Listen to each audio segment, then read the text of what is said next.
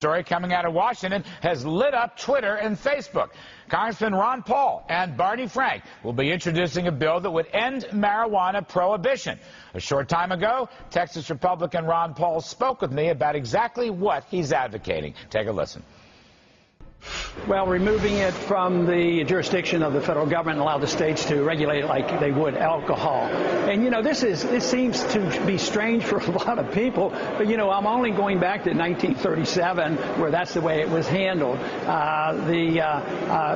The states always did this, and I'm motivated strongly also because the states legalize it for the use of medicinal purposes, and it is helpful for people who have cancer and are getting chemotherapy. So this is not a huge radical idea. It's something that was legal for a long, long time, and the war against marijuana causes so much hardship and accomplishes nothing. So I would say that marijuana, as far as causing highway problems, is minuscule compared to alcohol, and yet we knew prohibition of alcohol was very bad. So this is just getting back to a sensible position on how we handle difficult problems, and for me it should be the states. All right, let the states regulate, and yes, I agree with that. That's a free market position. It's a 10th Amendment position. Mr. Paul, one of the debates, though, you came out for legalization of marijuana and heroin. Is that still your view?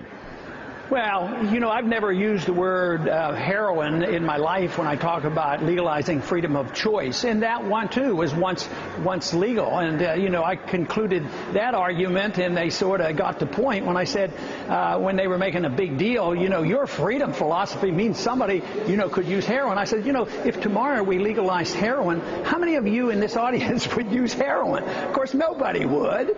So, you know, it's a moot point. It's how you regulate things and whether or not this $1 trillion we spent on the war on drugs, really since the early 1970s, the modern-day war on drugs started with Richard Nixon, and it's a catastrophe, just as prohibition of alcohol was a catastrophe.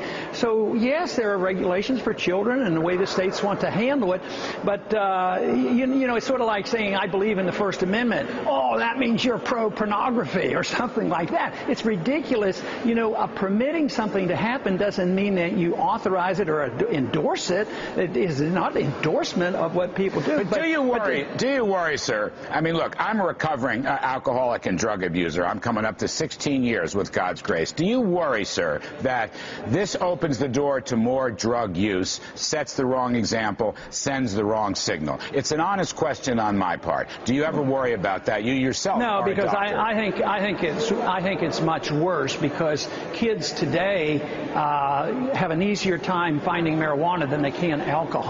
And how many cases of drug addictions were prevented by the laws? Do the laws really do it? Would it putting you in prison for about 5 years? Do you think that would have helped you? Would that have cured you? No, this is a medical problem. It's not a legal problem. You shouldn't be a criminal because you have a problem with drugs. So I just don't think putting you in prison would have been helpful at all. All right. Well, I did it through a faith-based self-help program, but I appreciate your point of view, Dr. The market, Larry, that's the market way of taking care of a problem. Yes, and I do, and I want to agree with you on why the states should have the jurisdiction on this and so many other things. Right. I think that's exactly the right position. We should be very consistent. I got to go. Congressman Paul, you're terrific for helping us out tonight. I appreciate it.